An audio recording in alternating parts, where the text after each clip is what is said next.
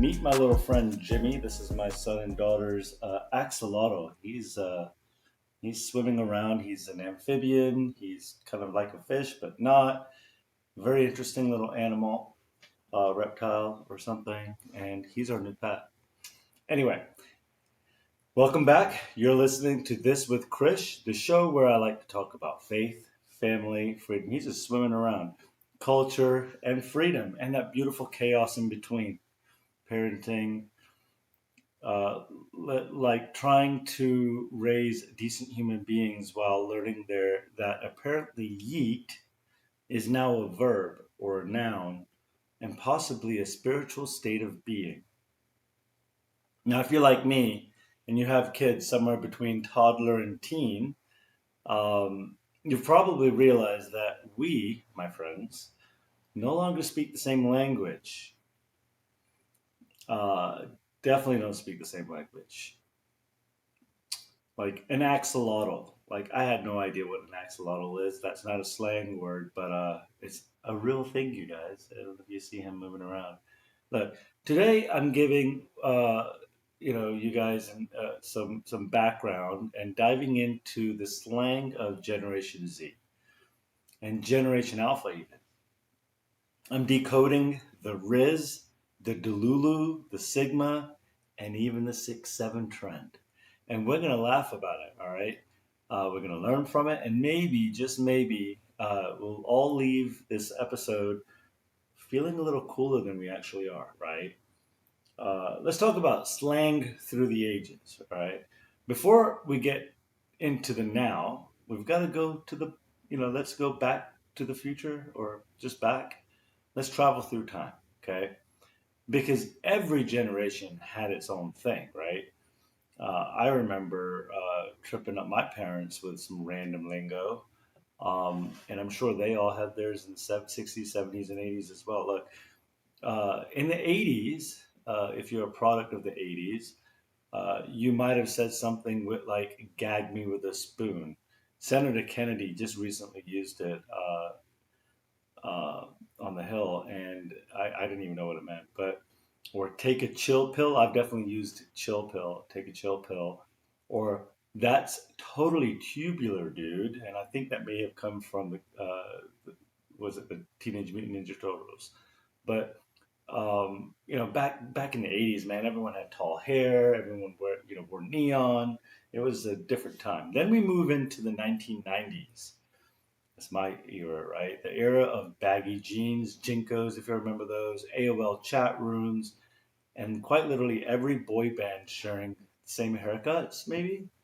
We said things like "talk to the hand" because the hand don't talk, or "as if," right? That was in the movie Legally Blonde. A lot of that "as if," and "booyah," right? Which to this day nobody has said in a serious conversation, but maybe they have. Maybe salespeople use it. I don't know. And then came the 2000s, right? The MySpace years. We had "That's Hot," right? Thank you, Paris Hilton, for that. Bling Bling, that was Juvenile. Or you say blang blang, right? Or whatever. My personal favorite was faux shizzle, right? Half of us didn't even know what it meant, but it kind of felt right to say it, okay? And then the 2010s hit, and I'm still, aging myself here, but like I tried to still say some of these things and feel cool. And you hear a lot of people, even way older than me, say these things. But YOLO, if you remember that, right? You only live once. And man, that's on fleek. And I think that was a viral video of this girl doing her eyebrows or something. Then there was a solid 2 year period when on Instagram, every caption was hashtag blessed. We didn't even know if it meant grateful or just that, your brunch picture of your food, eggs at breakfast looked good. And now, the 2020s, you guys, okay, it's the era of Rizz, Delulu, it's giving, and apparently the 6-7 trend. Let's see how many times I can say that in this episode. But it's not even English anymore, right? It's like emoji Morse code. And I have to wonder to myself, right? Like, when did English become optional? And it's funny because I give my son a word of the day, and today's word of the day was eloquent, and he has to use it as many times as he can in conversation. And but anyway, look, I'm not old. I'm seasoned, right? I'm like the good kind of old, the kind where like I can still say the word fire, but I also have a Costco membership. Okay. But I got to tell you, right? The other day, my 7 year old, Liam is his name, said something was mid. And I said, mid what? Like midlife? Because that's where I'm at, buddy. And he looked at me dead in the eyes and goes, no, daddy, mid, like it's okay. Not bad, not good. So I said, oh, so like my golf game? And he said, yeah, exactly. And that's when I knew I raised a comedian that I'll never be. Let's decode the language of this chaos, okay? Let's do it together because I think it'll be helpful for all of us. Even this guy. I think his name is Jimmy, by the way. I don't know. If you guys were listening, you're missing out. Definitely watch a couple of episodes, especially this one because I got a little axolotl on the desk. All right, let's decode the top slang words parents need to know. And more importantly, how to survive hearing them in public without absolutely losing your mind. Okay. So, word number one is Rizz, spelled Rizz, and it's short for charisma. Okay. It means you've got charm. You can talk smooth, like a smooth operator. Okay, maybe that's the 80s and 90s reference or whatever, but it means you can talk smooth. Now, if your kids say he's got Riz, that means he's confident, right? If they say unspoken Riz, that means they don't even have to try. Like they've got the Riz, right? Unspoken Riz.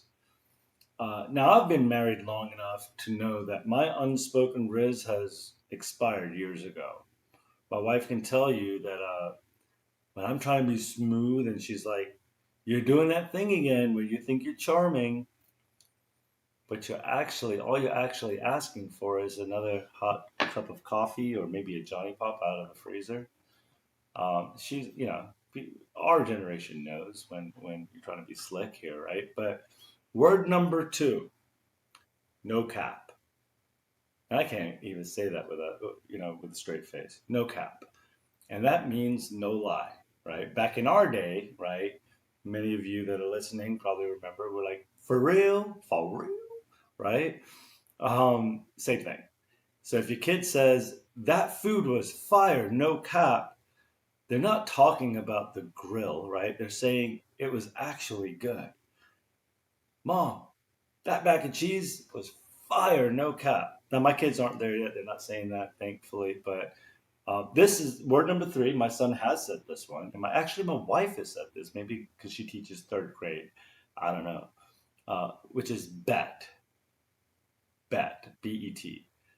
Okay, this one's dangerous because it means okay, right? But it also has kind of like a sarcastic connotation to it. Example, hey kid, go clean your room. Bet. Translation means I heard you, but I'm not doing it. I don't know. Word number four, sus, S-U-S. Now this one's easy, right? It's short for suspicious. It means something is shady, right? If something is shady, it's sus. If dinner smells funny, it's sus. If your kid suddenly is volunteering to help around the house, major sus. Okay. All right. Going to not these aren't just words, but kind of like it's phrases even. Um, One I've heard a lot of is it's giving main character energy. I've heard it on TikTok, I've heard it on TV and TV, whatever, right? Like all over the place. Um, it's kind of newer. It's a newer one, meaning in the last maybe 2 years, a year or two, right? It's giving, right? It means it reminds me of, or it's kind of serving up this vibe. So if your kid says, "Dad, your your um your shirt is giving off uh, I don't know, dork energy. We would never say that. Just accept it. They're not wrong. But also, that's what that means, right? It's reminding of him of a dork. Maybe I don't know. So that's a poor example. And then there's main character energy, right? This means you're the star of your own story. You're confident, you're glowing, you've got purpose. Honestly, I like this one, right? Because if you think about it, it's sort of biblical. Uh, we are the main character in the story. In the story God's been writing in our lives, right? So maybe we're giving main character energy. We just forget sometimes that God is the author, so you can't take all the credit. I just have a way of weaving these things in. All right, let's talk about the internet because we all live there, right? Or a lot of us do. For those of you that are not on the internet, uh, you're blessed, right? Little sus. Now we've got to talk about the weird side of slang. Okay, this is where things get sort of innovative and creative. Um, the one I hate saying this word, but it's out there. It is skibbity. Skibidi. Skibbity. Don't ask. It's an internet meme about toilets with human heads. And I promise you it's not demonic, it's just super, super dumb. Okay. That's all I got. Skibbity. Okay. Ohio. When they say something so Ohio, it means it's weird or cursed. It's basically the new Twilight Zone. If your kid says, "Dad, that's some Ohio behavior," don't take it personally. You're not the problem. Geography is. Okay. Another one: Slay Queen, Delulu, and fan behavior. Like, let's talk about all of those. We're moving into kind of like the confidence and comedy zone of Gen Alpha. Um, Slay. Okay, what do you think that means? Well, and I've used this. Again, my wife uses a lot of these because she's got third graders, so she kind of needs to know this stuff. But a lot of you listening may not have heard of them, or are getting ready for a rude awakening as your kids come back from school with these words. Maybe right. Slay means you did great. Your daughter's nailed her science project. She slayed, right? Oh, you finally fixed the garbage disposal, Dad? Dad slayed. Right? I didn't fix it. Actually, my father-in-law fixed it a couple months ago, so thank you. Um, Queen or king? These are used to hype someone up, I guess, right? But remember, we already have a king, right? Capital K. Um, then there's Delulu, and my wife has definitely used this one. It's funny. It's like you should be talking about your kids in Gen Alpha, and here's my wife using these words. But Delulu, actually, my son's used it as well. This one is short for delusional. It's like saying, I know this probably isn't true, but I'm going to believe it anyway. Like I'm Delulu thinking I'll fit into my jeans from 2016. Actually, I can because I lost some weight. Anyway, fan behavior. Fan behavior. This one's interesting, right? It means being too obsessed. So Krish and the Georgia Bulldogs, he has major fan behavior. Um, Maybe that's the right context. Like, but when the kid says, "Mom, stop commenting," on my TikToks, that's fan behavior. Luckily, none of my kids are on TikTok, by the way. Just an example. But honestly, right, we are the biggest fans, and that's kind of our job of our kids. My mother-in-law, father-in-law comment on all of our stuff, so that's fan behavior, right? Um, in a good way. Anyway, here's another couple of other words: Sigma, NPCs, and the robots among us. Not it should be amongst us, but among us. All right, this is where it's like philosophy meets Gen Alpha. Okay, Sigma. And it's kind of deep, and I kind of like these. Anyway, but Sigma means the lone wolf, somebody who doesn't follow the crowd. But here's the twist: in internet culture, being Sigma sometimes means I don't need anyone, right? Maybe you're just like, super confident and whatever, right? I tell my kids that's not strength, that's isolation. Even Jesus had 12 disciples, right? Nobody's meant to do life solo. So Sigma isn't necessarily the cool thing. NPC, this is like Twitch and Switch or whatever it's called, gaming life, gaming world come to life kind of thing. NPC stands for non-playable character, right? So in video games, NPCs are background characters that kind of repeat the same thing. You've seen like I never played video games, so I don't know. Like the people that just kind of do this stuff. So when your kid says he's such an NPC, that means he's not thinking for himself, right? Like he's like a puppet. Um, my son's never said that. Um, but in Romans 12:12, right? Do not conform to the patterns of this world. That's kind of like where I see that fitting in. So these are kind of negative, I guess. If only these kids would remember that those types of verses instead of like memorizing TikTok dances. That would be pretty cool. All right,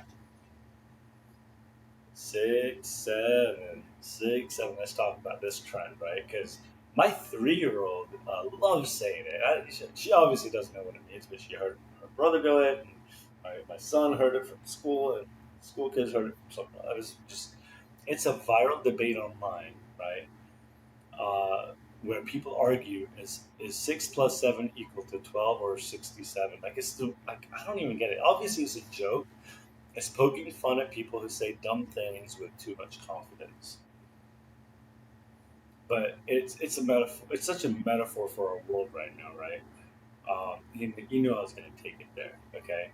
Because everywhere you look, everywhere, someone's passionately wrong about something. Even me, right? I've got haters on TikToks and some of my YouTube videos and on these episodes or whatever. But some everyone's not everyone can be right, right?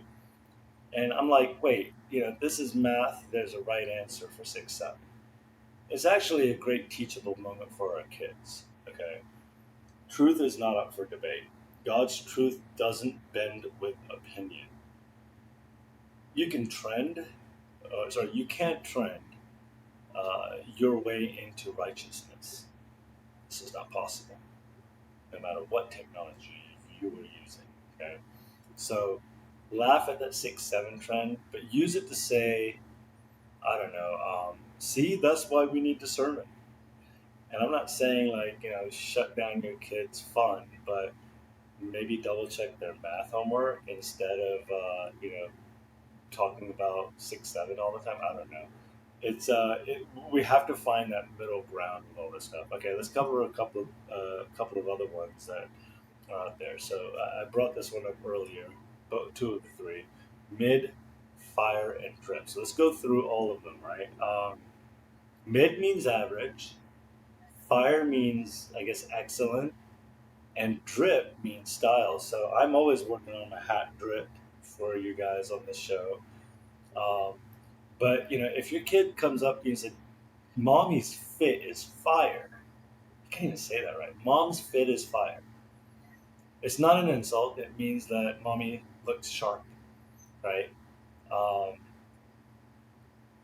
if your kid walks in with you hand in hand to church one day and he goes, and it hasn't happened, but maybe your kid goes, "Daddy," or they're sorry, they'll say, "Dad, not gonna lie, your fit's kind of drippy." And I guess the only response would be, "Thanks, bud." That's Ephesians 6 trip, whole armor of God, and watch a kid roll their eyes. He's got to now look for the opportunity to use that, right? Um, there's a lot of faith in the age of slang. Okay, we can laugh literally all day at this stuff, and we should. We were at a dinner party, actually a birthday party, 2 weeks ago, or I think it was 2 weeks ago, and we were starting to talk about 6, 7 and things, and it's a real topic, right? Kids are truly finding creative ways to express themselves, right? They're building, I guess, a community through language, which we all did, right, in the 80s and 90s and 2000s and whatever, right? It's weird, but it's also sort of a connection, right? And now we're the parents, right? And as parents, if we stay curious instead of critical, I guess we get to stay close to our kids. So I'm going to be that dorky dad uh, that tries to use some of these words with, when their friends are over and they'll all go back up into their room and playroom, whatever, and laugh at. Leave your dad's a dork. He's using whatever. Anyway, we don't have to use the slang, but please don't try rizzing up, your spouse at dinner because we can understand it. We can ask what it means, right? We laugh with them and remind them that words matter. Um, Proverbs 18:21 says, "Life and death are in the power of the tongue." Right? Whether it's lit, fire, slay, or just amen, our words have a lot of weight. Let's teach them to break their words to build, not to break. Right? There's a lot of negative words you see. I didn't cover the negative ones, some of the negative ones, but like super like mean and just like bullying type of words. I didn't share those. Right? I want my kids to speak the truth, to be kind, to have fun, but to know the foundation under it all is love and truth. Right? Let's do a recap for all of you parents out there. I'm going to give you a crash course before we kind of wrap up the episode today. Um, there's so many words. Okay, let's see if I can do this. And then I'm probably going to do a whole sentence or a paragraph trying to use all those words. Okay, I've got them up on my other screen here. All right, Rizz means charm. No cap means truth. Bet means okay, but maybe not really okay with a little sarcasm. Sus means suspicious. It's giving means feels like or reminds me of. Delulu means playfully delusional. Sigma, lone wolf, um, a loner, I guess. NPC is like a follower without thought, right? Like dummy. Mid means just average, right? Fire means excellent. Drip means good outfit. Uh, 6, 7. It's kind of math, but make it more like a it's like moral philosophy. I don't know. At the end of the day, right? Slang comes and goes, but what stays is the tone we set in our homes. Um, God, I just have to get out of being so deep on these episodes, but um, you gotta be right. If our kids see us speaking kindness, laughing often, grounding everything in gratitude, that then really becomes their language, right? Their real language. All this other like slang that they might speak, they'll grow out of it. Just like in the 80s and 90s with all the earrings. I had a bunch of earrings when I was a kid, actually all the way to college, and grow out of that stuff. So yeah, they might be saying Delulu, but they'll also remember the way you spoke life into them, the way you prayed with them, the way you laughed with them, not at them. Okay. Uh, so I saved the best for last. Like I said, let me give you a quick Gen Alpha update on the state of our country using some slang words. Are you ready for this? Okay. Let me take a sip. Okay. You ready for it, buddy? All right. All right, so again, I'm going to do kind of like a monologue using some slang words talking about the country. All right, let's be honest. Politics right now, it's giving major delusion.